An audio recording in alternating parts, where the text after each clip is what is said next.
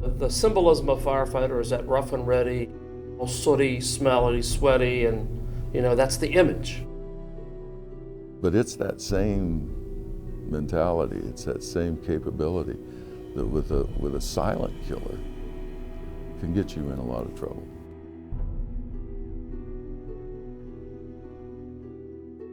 It's something that I don't think any of us ever foresaw what could happen.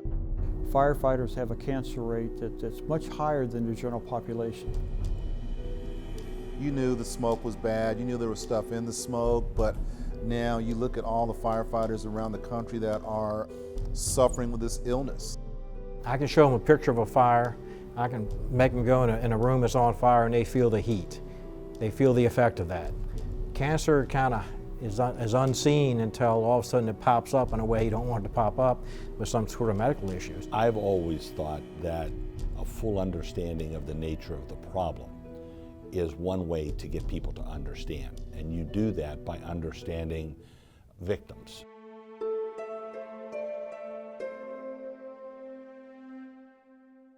I was in the fire service 30 years, served 10 years as fire chief in Miami-Dade County, served as U.S. fire administrator.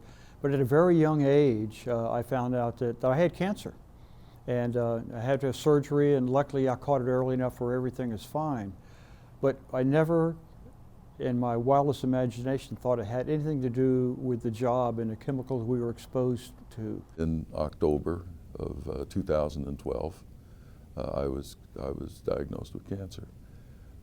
I went through surgery in December of 2012, and I have been monitored every 90 days since that time. It's the same thing as a line of duty death. It's not going to happen here. It's not going to happen to me. It's not going to happen to my family. Myself, as a cancer survivor, I didn't think it was going to happen to me, and it happened. So just under 3 years ago, I was diagnosed with a very aggressive and rare form of thyroid cancer. The type of cancer that I had was generally seen in 75-year-old men. So here I was, a 50-year-old woman being diagnosed with this type of cancer. I suspected that it was related to my 23 years in the fire service. I don't think I've ever experienced anything like sitting across from a doctor who tells you you have cancer. And then you go back with that doctor and you sit there and talk about what you can do about it. And none of your choices are particularly good. Everybody else in the firehouse, they were afraid for me. They were afraid for me. It was just, like I said, the kitchen table is a great place. So when you lose one person that has a voice on that kitchen table, it slows everybody down. I found out that I had 4 major brain tumors and spots all over my brain. I never thought I'd get you here. My doctor said that. He said, you had maybe a 10% chance of being here. And I told him, well, I appreciate that. I just feel sorry for the other 90% because I wasn't going anywhere. At the time, I had a 3-year-old and a 5-year-old. One particular guy I'm really close to, and I know what he loves. I know what his passions are. You know, I've seen this kid since I've been on. He was on an ambulance when I met him, and he's a lieutenant now. And I've seen him fight this thing, and thought he had a beat, and it came back. And he's. As you decide what's best for you, you decide what's best for your family, and you're not wearing any turnouts or a hood or a mask or a helmet in that conversation. You're just a human being sitting across from a doctor who's telling you that probably because of what you did for a living, that you've got a problem. Well, the key to cancer in the fire service is that it does not discriminate. Unlike people, and I'm not trying to be funny here, but it doesn't stereotype. You know, it does lump us together, but it lumps us together based on what we do. Regardless of where you work, regardless of who you are, you're at risk. There are firefighters who face dangers of grain bins and silo fires and tractor overturns. There's firefighters who face dangers in high-rise fires and below-grade fires. And every area of the country has what would be called a parochial or a local nature for risk. It's just how risk is. It changes from region to region, but not with cancer. You know, you go from the East Coast to the West Coast, the stories are the same. I mean, they're absolutely heart-wrenching battles that our firefighters are having to face, and it's not on the fire ground, it's in the hospital. It's going to chemo and radiation treatments. And those are the battles that we're fighting right now, and unfortunately, we're losing a whole bunch of them. I remember the oncologist saying that, you know, she's like, this is such an odd type of cancer for you to have at the time I was 32 years old when I was diagnosed.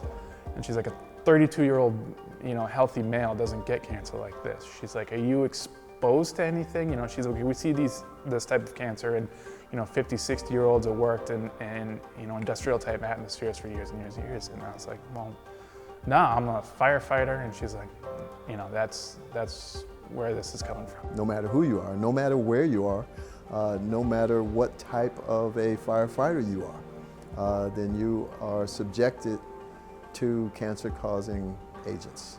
It has nothing to do with what size fire department you're with, even so much the frequency of the emergency calls that you're on, because it only takes one. We don't know what that one time is. Is it particulate from diesel exhaust?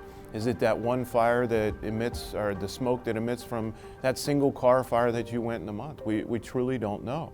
And that's why you can never leave your guard down. That's why every single day has to be step-by-step procedure to protect us to the highest level. And what you're exposed to at those scenes are known carcinogens that enter your body in various ways and absolutely cause you some serious problems in your life.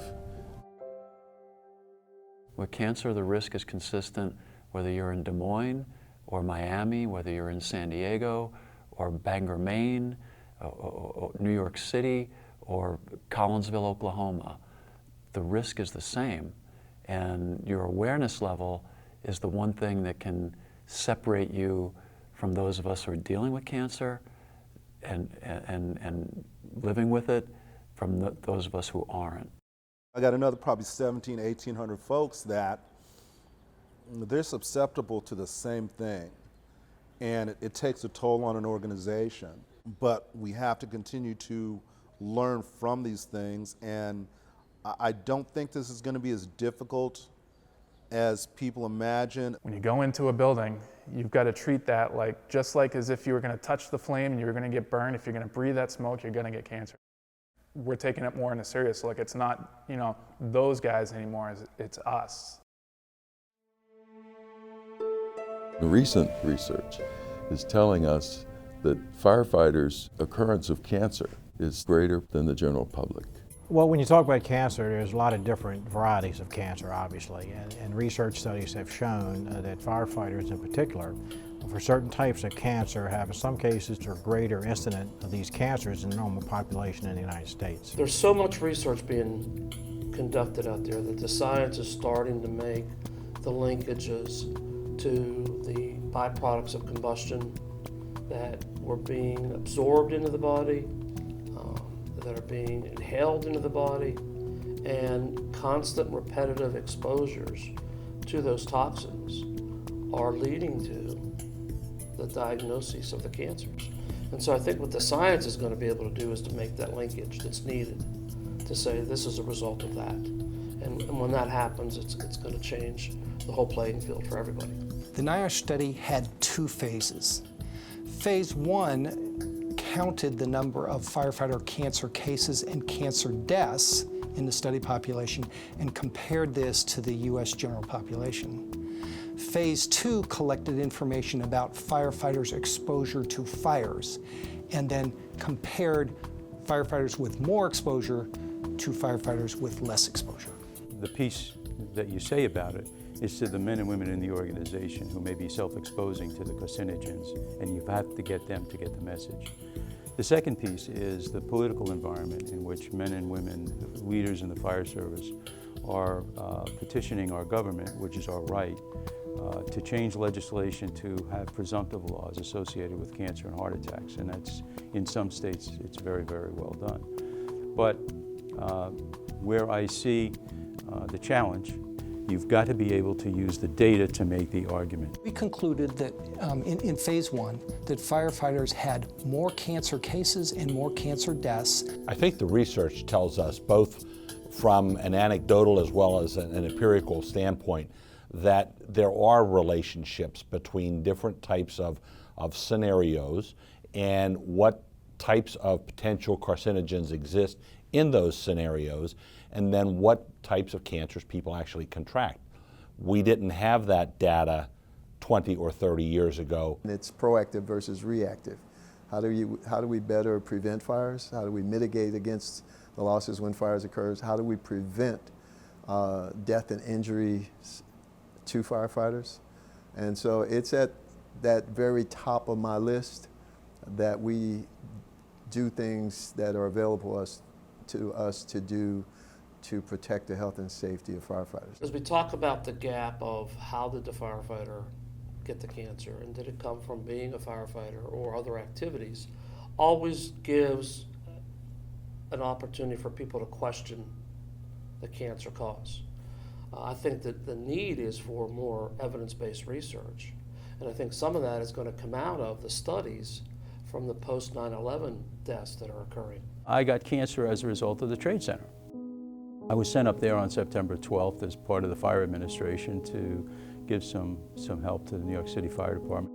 I had to go home and have a conversation with my wife about, look, this happened in my career in Jersey City. You know some of these people who died. Well, it looks like it's my turn. Right now in New York City, we've recognized 126 firefighters and EMS workers that have died, not counting the police officers, the Port Authority workers, the steel workers, everybody else that helped everybody. Dr. Howard from NIOSH is doing great work in certifying that those people that were on ground zero operating, were exposed that day, have come down with cancers, have it as a result of their presence on 9/11. They're actually issuing certification letters to say these firefighters and these rescue workers got this cancer from this incident. It's all about making the connection of where the injury, illness, or death resulted from. We have, at headquarters, we have a wall of names of firefighters that died post 9/11. And it's a separate spot of honor for them. They died doing the battle just like anybody else died of line of duty death. If you're ever tempted to do or not to do something that might expose you or make it more serious exposure to carcinogens, think about how you're going to sit down with your kids and say, Dad's not going to be here or Mom's not going to be here in about 2 months. I think the focus is just starting to get there. I mean, look how long it took the research to identify that, yes, the asbestos and the chemicals and the hazards that were at the World Trade Center were actually the cause of all these people dying and that worked there on that pile, that worked and breathed in all of that. So just the fact that it takes so long for the research to catch up to it so that we can be preventive rather than reactive. I think that alarms me the most. Hey, watch that light!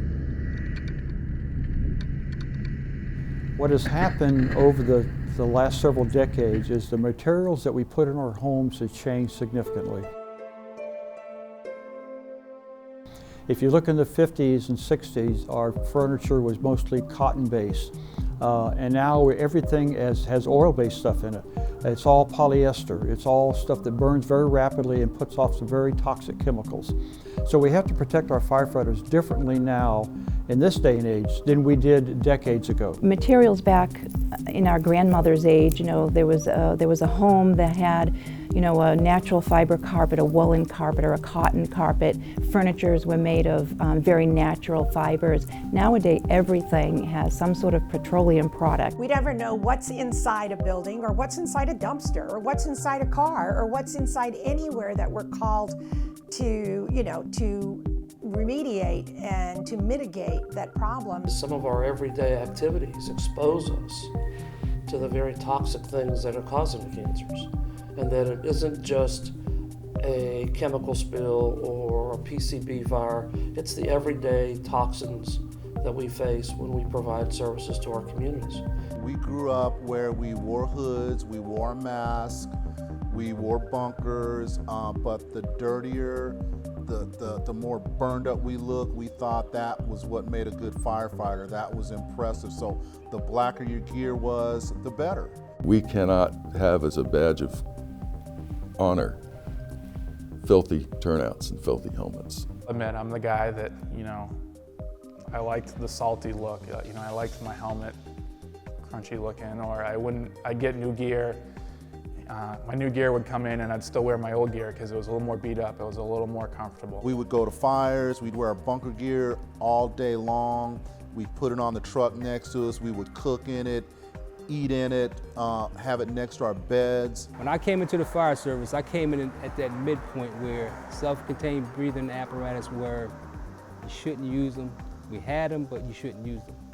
To the point where we started to making it mandatory through an operational procedure. Well, during that transition, a lot of firefighters would not wear that equipment because they didn't want to be ostracized or talked about.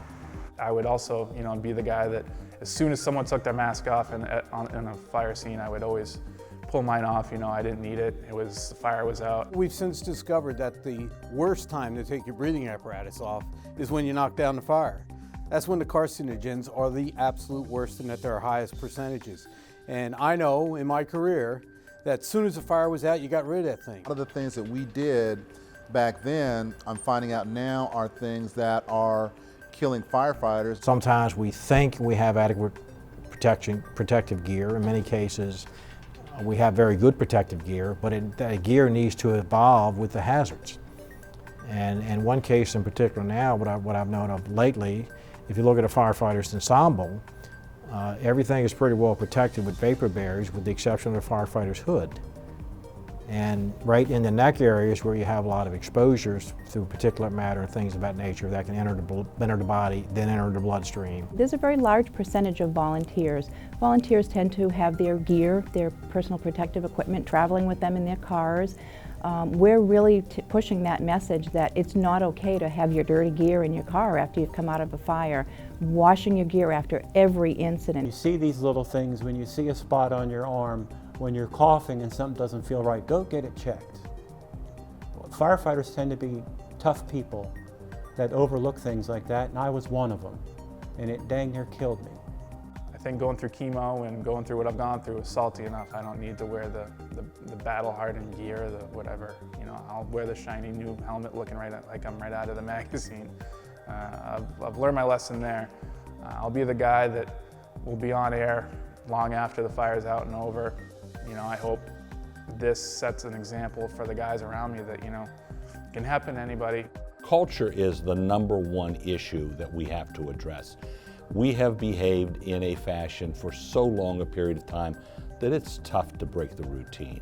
So we have to have supervisors, managers, leaders, chiefs that are willing to take it upon themselves to drive that cultural change. I have never met firefighters that you couldn't train to be better, and they wanted to be better at their jobs. They truly do. But they have to believe in what you're saying.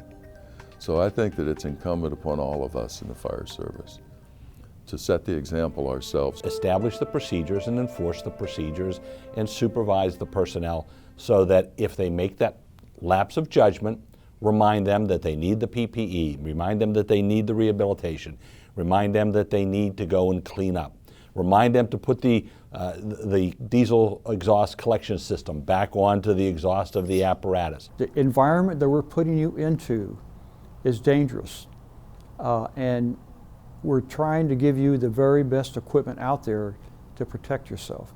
You have to take advantage of that. We look at ourselves as Superman or Superwoman or whatever be the case, but the modern day kryptonite is cancer. We're not superheroes. The message is that we are vulnerable. The message is that these things are happening to us. They're happening to our brothers and sisters. The message is that there is things that we can do to prevent it. There's another education level that needs to be done to the mayors, the city managers, the council people, the politicians around this country. That is something that everyone's facing. As we make statements like, we're our brother's keepers. But we got to back those up with actions, otherwise those are just words. And if you're really your brother's keeper, you won't let him breathe smoke, you won't let him wear dirty gear, you won't let him hang out after a job without showering and washing up, and you're going to be on board with the things we know now that we have to do. Provide people with the training they need, to provide people with good supervision and good leadership, sometimes even to protect us from ourselves. Those aren't always popular things, but they're the right thing to do. I've seen it over my career with many other issues, and we will continue to make headway with this as well. I just encourage every fire chief in particular to look around you where you are in your jurisdiction. And just as I have to look around in Washington, D.C. and the federal government and say, yes, there are obstacles, there are barriers, there are hurdles, but take responsibility for what is it that we can do. Focus on those things that we can do that reduce the threat and get it done. The changes that we're seeing in strategy and tactics as a result of the science versus the war stories, this too, we will make the changes that are necessary. Firefighters are smart people.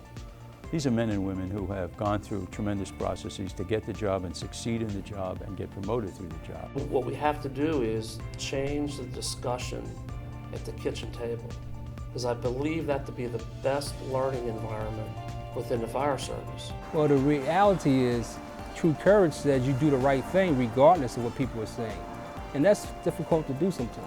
If you think about knowledge, and when you have knowledge, the greatest crime you can commit is not share it, not listen to other opinions about it. Knowledge is useless if you don't use it. Now we have knowledge about cancer and carcinogens. Now's the time to use it, and that takes courage.